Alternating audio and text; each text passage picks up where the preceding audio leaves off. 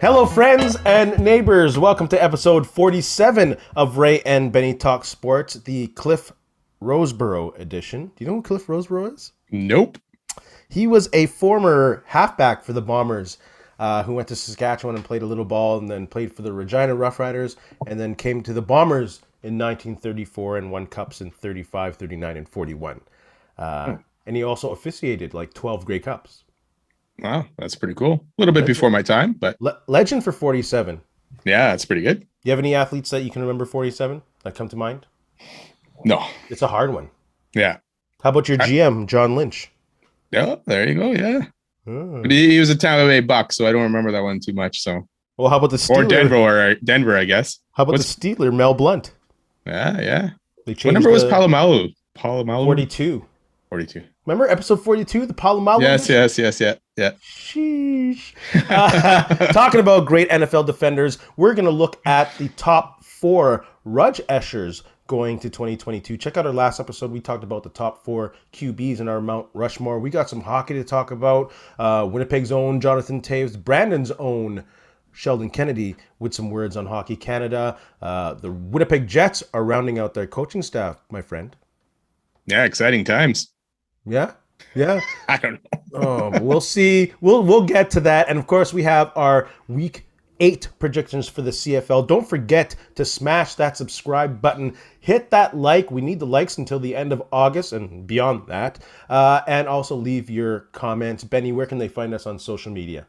Yeah, don't forget to follow us. We're at Ray Benny Sports. We're on Twitter, Facebook, Instagram, and TikTok.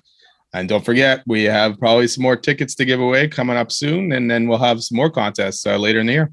And you got to be a follower to enter. Yes, you do. So head on over to Ray Benny Sports and enter. Or follow. Yep. Follow first. Then enter. There we go. 1 and then 2. Let's go with the CFL Week 8 predictions. We have the Owls and the Tiger-Cats to start off. Do you want to go first on this one? Sure, I'll go for it. Yeah, go for it. They battle for second place in the East. Crazy. Big game for Hamilton. They lose. They're down 2 games to Montreal. And like we said before, the crossover is probably happening this year. I'm going to go with Hamilton in this game at home. Montreal, even though they beat Ottawa last week, didn't impress me all that much, especially defensively. Offensively, yes. Yeah. Hamilton's actually got a decent D. I could see them shutting down Montreal, and maybe Dane Evans actually gets it going a little bit here and does enough to beat Montreal. Yeah, I was kind of going back and forth on this one. The Owls can score, like you said. They're middle of the pack, 4th in league in scoring. The Tiger-Cats can't score. They're like 11 points of last place, and they have a game in hand over the Argos. Both defenses are pretty bad. Simone Lawrence is still out, and also Hamilton is losing Van Ziel, I believe. They just put him on the 6th game. That's true, yeah. So I think that's putting Hamilton under pressure, especially on the O-line that hasn't been able to establish themselves. Montreal just found a rushing game, and Trevor Harris looked decent as long as, again, he doesn't turn over the ball. So I'm going to take Montreal to win in this scenario. And you said Danny Machocha is my boy? Yeah, he's your boy. I think he's your boy. I know. So is Chris Jones, apparently. Sheesh. It's good to have the week off, right? Take them, too. Hamilton's coming into a stretch here where they're playing 6 straight games and 7 of the next 8 against the East. So which 4 times they play Toronto and 3 times they play Montreal. Schedule makers. And the Bombers haven't had a bye yet. Gosh, that's just as ridiculous. Yeah, we'll get to that soon. But these schedule makers, it's nonsensical. They have all these Sundays without the NFL, and they're not scheduling games on Sunday. Well, there is a game on Sunday again this week. I know, but not at regularly. 4 o'clock in the afternoon. Not regularly. They should have Sunday afternoons or noontime stamped in the schedule until the NFL starts. Or even an evening game on a Sunday in the evening after spending all day outside. You come in, chill out, grab a beer, sit down, watch a Sunday night game. At least exactly like you say, until the NFL starts, take that Sunday slot, man. People love watching football on Sundays. So yes, and there was a great idea on Twitter. Don't let TSN monopolize it. TSN's owned by CTV. Put it on CTV where you get national exposure. What is CTV playing on in the afternoon on Sunday? Come on. Yeah. Just Any which way, we still got the rest of the week to look at here. Let's look at the Lions and the Roughriders.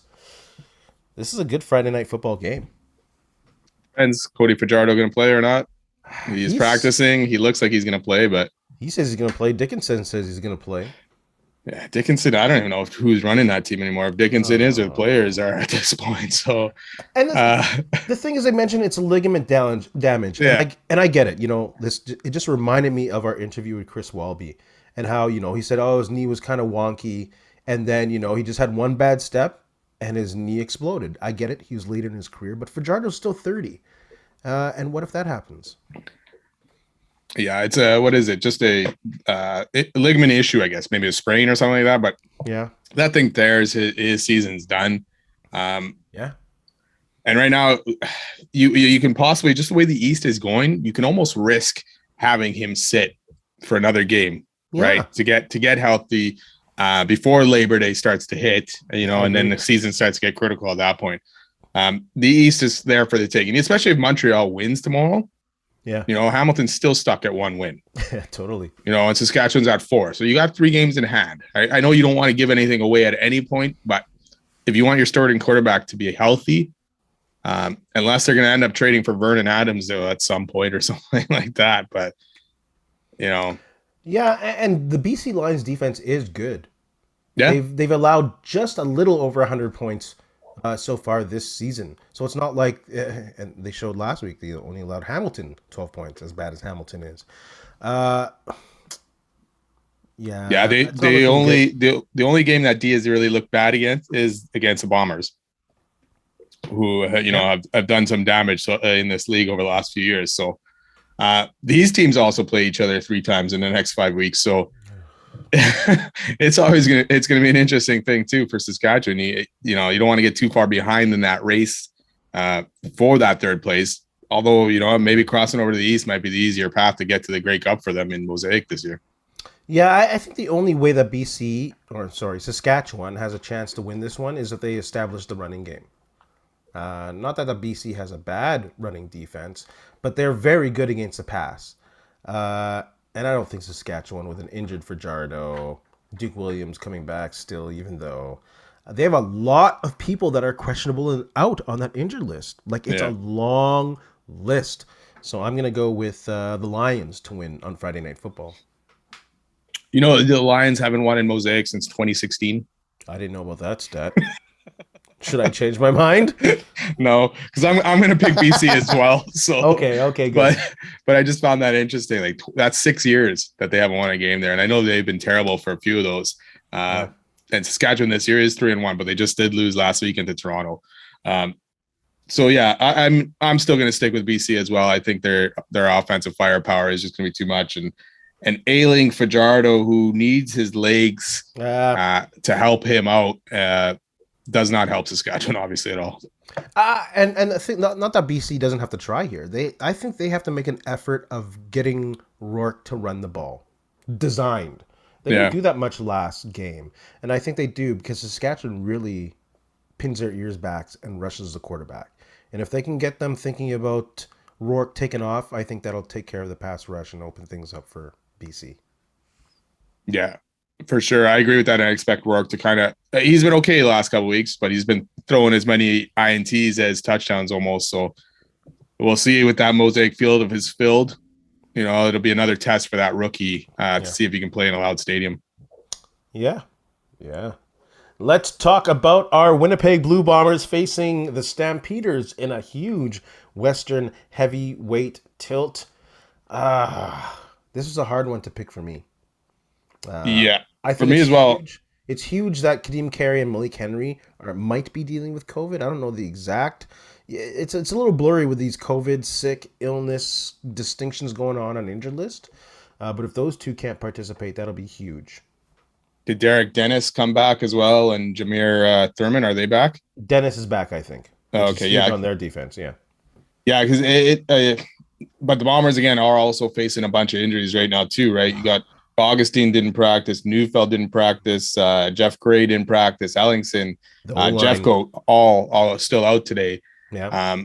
So essentially, the last game Winnipeg could get to Bo Levi, at least pressure him with a 3-man rush and drop 9, right? Yeah. But they had Jeffcoat. Not having Jeffcoat maybe changes that up a little and makes it a bit tougher unless Willie Jefferson could take over completely, which he has lately. I do have to say, though, like Cam Lawson and Casey Sales both ended up on the sack list. Yeah. So they put up a couple there and playing very well, not in replacement of Jeffcoat. You can't replace a guy like that. So no. That was good on that end. Because remember earlier in the year when he didn't have Jeffcoat? It didn't look good. No. And without Kadimi Carey, the running game might suffer a little bit for Calgary, and they actually had a pretty good running game last game against the Bombers.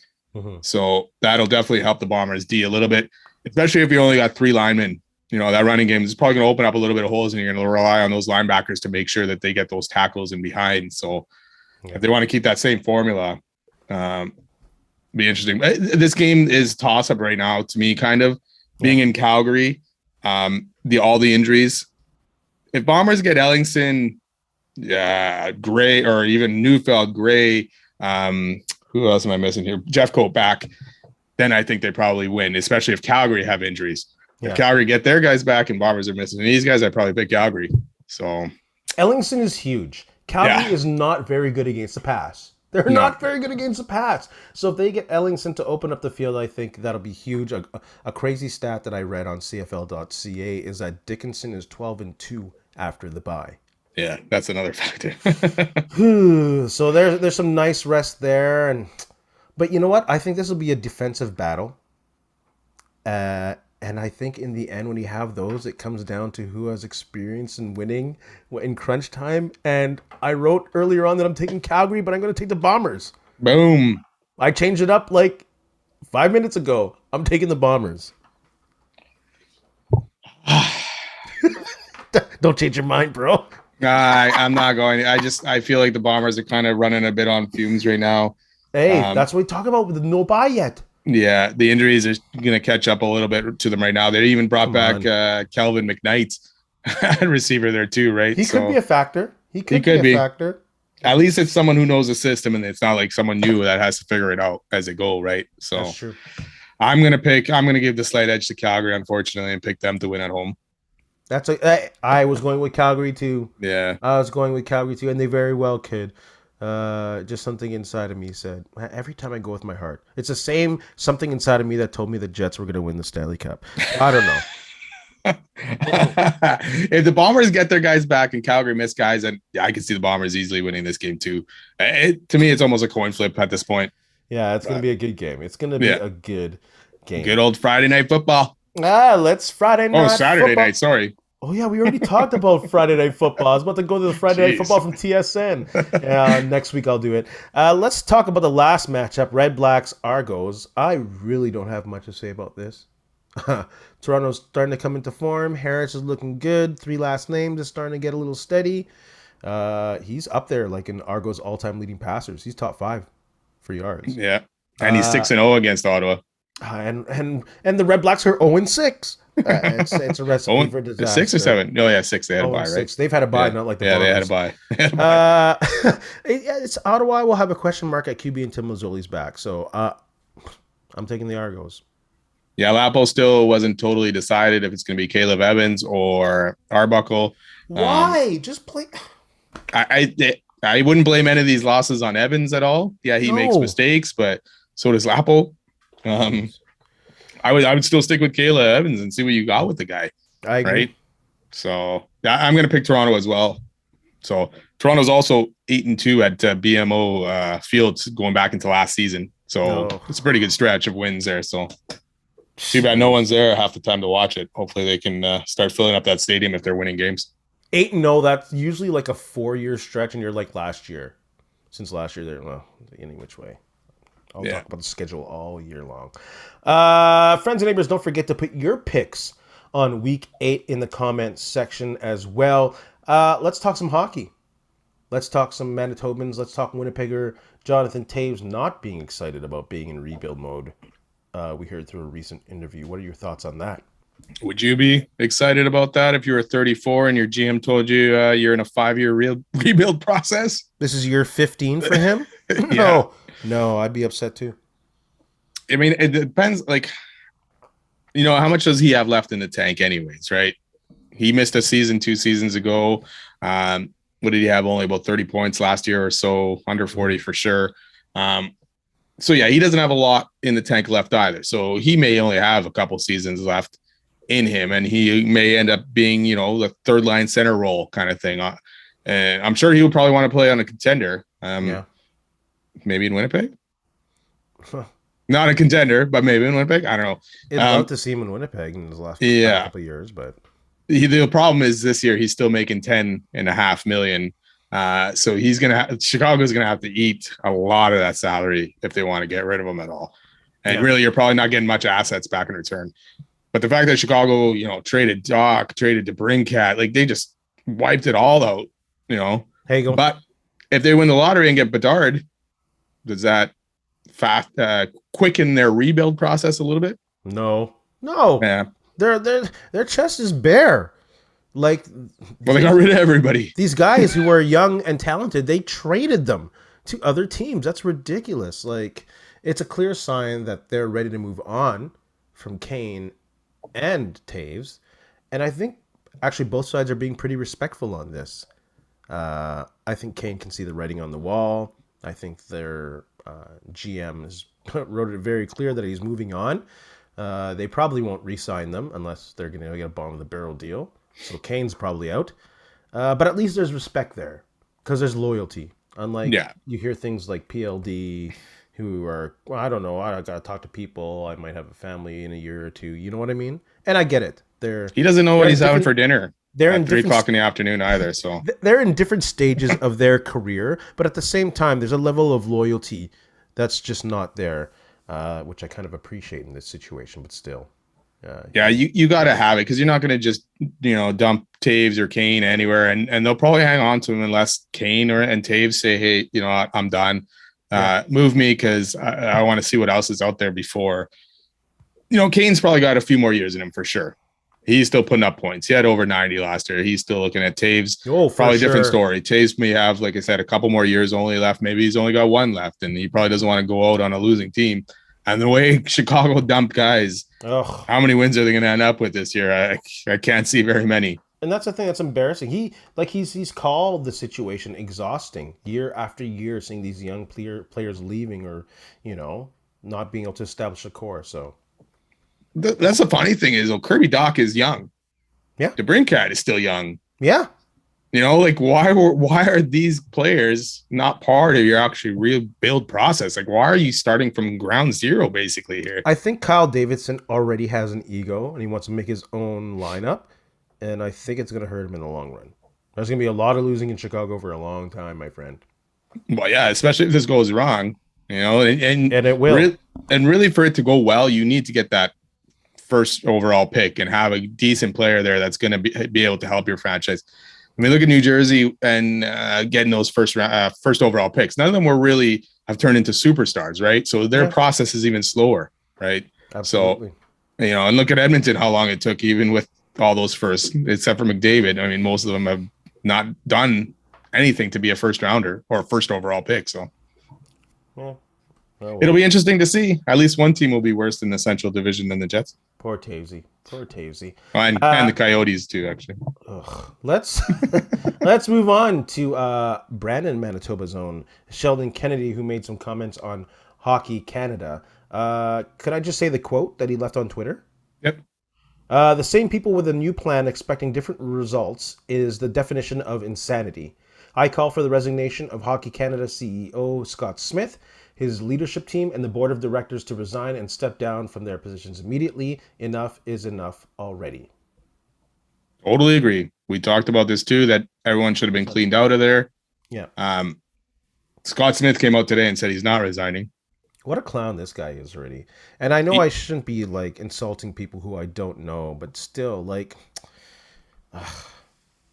The thing is, all the recommendations that they've gotten and are apparently going to try and make, even Kennedy says, all those gestures from Hockey Canada ring hollow at this point. Again, like he says, it's insanity. You got the same guys that are going to be in there. They're not going to change anything. They're not going to change their ways. They paid out, in every one of these cases, they rather have paid it out than investigate and look into any of these allegations. Yes. So, and he's part of that. It doesn't matter if he just started Big yesterday time. or last week. Like, he's part of that past organization that needs to be cleaned out. So, Do you know how deep this guy is into this organization? He's been there since 1995.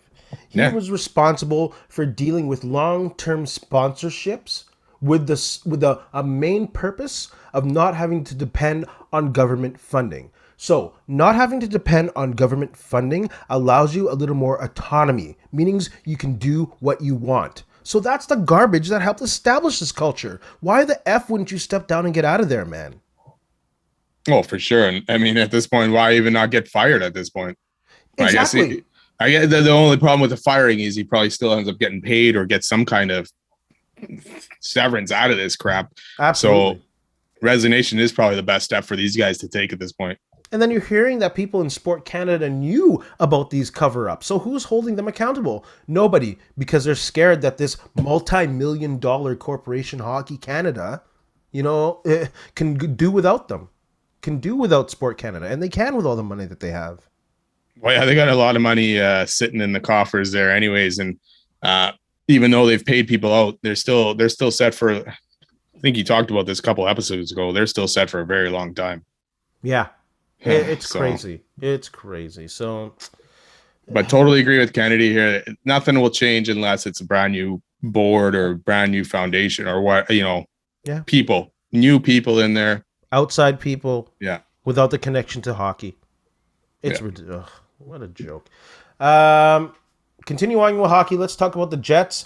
Kind of rounding out their coaching staff with Brad Lauer, Marty Johnson, a promotion again. Jets culture being brought in from keep in house. Yeah, like he's known for coaching at the time when Josh Morrissey and Kyle Connor were there, so I guess he got some clout. Sure. I don't know a lot about him, Sure, so it'll be interesting to see. Yeah. Brad Lauer, I think, has some respect throughout the league, so we'll see what he can bring. Did he come from Tampa? No, it wasn't Tampa. Where the heck? Edmonton Oil Kings. Oh, okay. So he was with Tampa though with Rick Bowness in right. Okay. 2015, 2018. Yeah, so it'll be interesting. I mean, they still got Wade Flaherty as a goalie coach. I think Nolan Baumgartner. I feel like we talked about this already. Nolan Baumgartner is part of the Moose organization, so yeah, they're definitely keeping things in house still.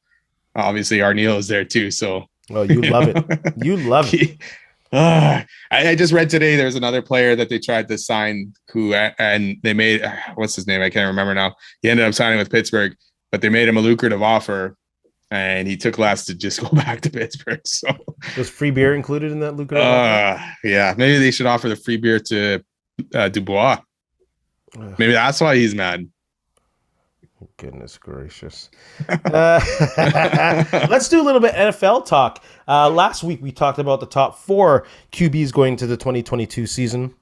This week, we're going to talk about the top 4 edge rushers going after those QBs in the NFL season. I'll start off this time. I'll start off with 2. I have Myles Garrett and TJ Watt on there. Myles Garrett is just a beast, a freak. The guy working out in the gym can jump like boxes, like who knows how many feet. He's doubled more than any other rush end. And he's crazy. And TJ Watt just, league record. Just saying. I got the same guys. You got to. I can't argue with either of those two at all, man. I mean, like you say, yeah, TJ Watt set the record last year. Sacks finally destroyed that Strahan Favre. sack record with Favre there. His boy Favre. And then, Myles Garrett, he's just rounding into form and getting better and better every year. So it'll be a good battle between those two and in the same division. Yeah. And I think our last 2 will be different. Who you got? I'm going a little homerish on one of them. That's okay. I did. Yeah, but yours is actually legit right now. I'm going with Nick Bosa as one of mine. So that could absolutely be fair. And I'm kind of going off the board with one of mine. I took Max Crosby from the Raiders. He didn't finish. He didn't get home as much as some of the other guys, but he had like 101 pressures on a QB, and that was like 20 more than anyone on the list. And he didn't have much DB help, and he didn't have the greatest line help. So I'm taking Crosby as one of my other ones. Who's your fourth? This is where it came down hard for me. Like I couldn't figure out which one I was going to pick. I do have Crosby on a short list. I got Joey Bosa and Cam Jordan. I don't know who to pick here. Do I pick the other Bosa brother? Let's go with Joey Bosa. No, you didn't. You did. He went with the Bosa Bros. Going with the Bosa Bros. That's not saying he's a bad passer. It does get pretty clunky after the first two. You really can't go wrong with any of these guys. Even if you go down the list, like with a Von Miller or Khalil Mack. Yeah, they're still good. But I'm going to, again, kind of go off the board. I'm going to go with Shaquille Barrett from Tampa Bay. Dude is still elite. He tied with your boy Nick Bosa for 75 pressures on the QB. Only Aaron Rodgers, Myles Garrett, and Aaron Rodgers. I was going to say out of here. Only Aaron Donald and Myles Garrett and TJ Watt have more sacks than this guy in the past 3 seasons. So I'm going to go off with Tampa Bay's Shaquille Barrett. It'll be interesting. I'm sure somebody will come out of nowhere and kind of get up there as well, or Max Crosby is going to take that next step, like you say.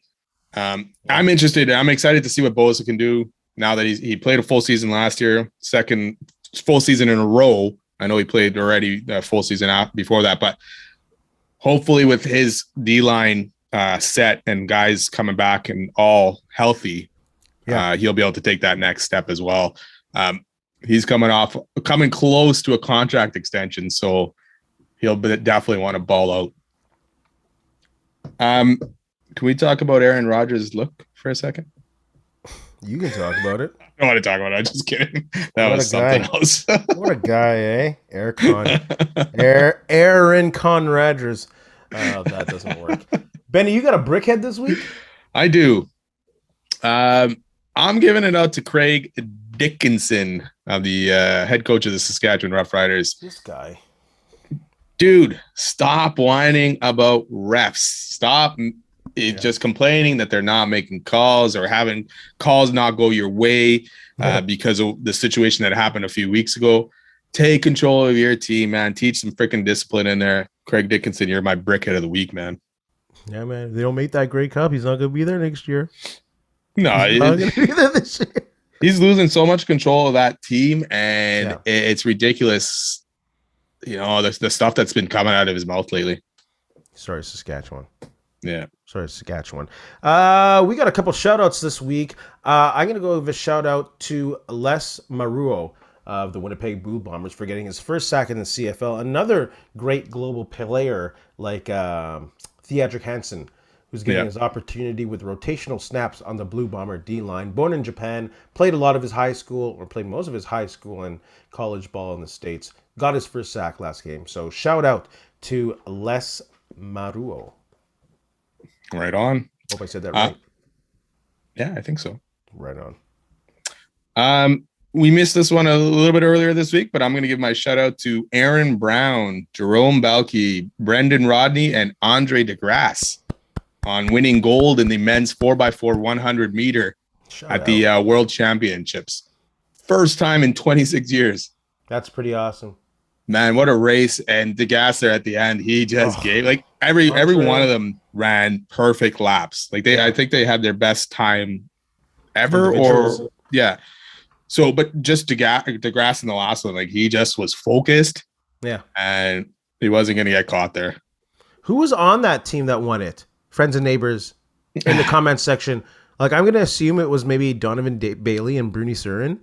And 26 years ago. I mean, what are we looking at here? That's for sure. That's late 90s, right? Yeah, that might be it. Yeah. Donovan Bailey. Anyways, we'll check it out. Friends and neighbors, if you know, put that in the comment section. Benny, you got anything to say to our friends? You know what? Just again, thanks a lot for listening and for checking us out. Don't forget to follow up, subscribe, let us know what you think, and have a good weekend. And in the famous words of Paul Bear Bryant, winning isn't everything, but it beats anything that comes in second. Be kind, be safe, help each other out.